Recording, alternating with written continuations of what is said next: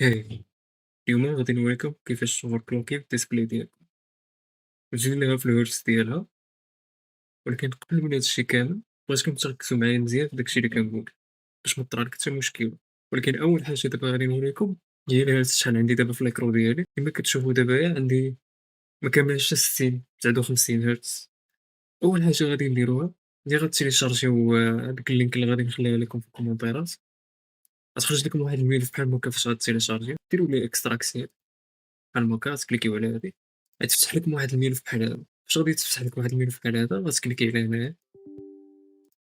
أول حاجة غادي ديرها غتختار المونيتور ديالك، تأكد بلي مختار المونيتور الصحيح. إلا كان عندك جوج ديسبلايز بحال أنا عندي غير وحدة، اختار هادي، كليكي على اد.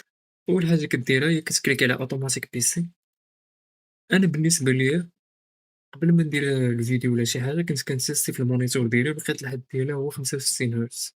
إلا فتحت 65 هرتز كيوليو يطلعوا ليا واحد الخطوطة في الإكرو ديالي، وهاد المشكلة باش ما توقعش لكم حتى نتوما لقيت واحد الحل. هاد الحل هذا هو أن مثلا إلا أنت عندك 60 هرتز بحالي ولا 120 هرتز، الحل هو أنك كتبقى تزيد كل مرة بواحد حتى كتلقى داك السويت سبوت باش ما طرالك حتى شي مشكلة في الإكرو ديالك.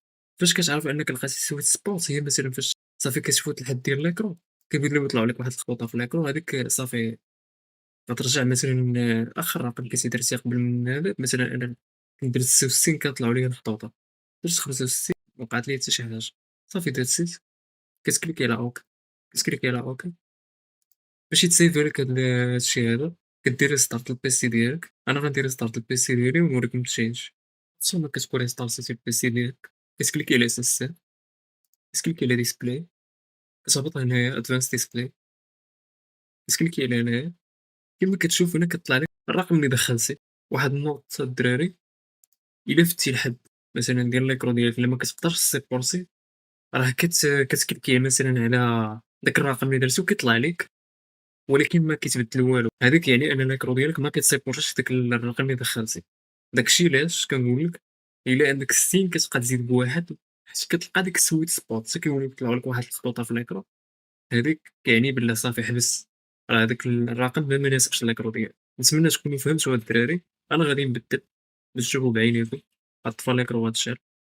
ديك كيتشينجات كما كتشوفوا الدراري 65 هرتز. ليكرو ديالي كانت غير 60 هرتز. الدراري باش حتى واحد ما توقع ليه شي مشكلة في ليكرو ديالو ولا الديسبلاي ديالو وما كيعرفش في هادشي مزيان، يدخل عندي بريفي أنا غنعاونو. هادشي اللي كاين الدراري. See you to the next video.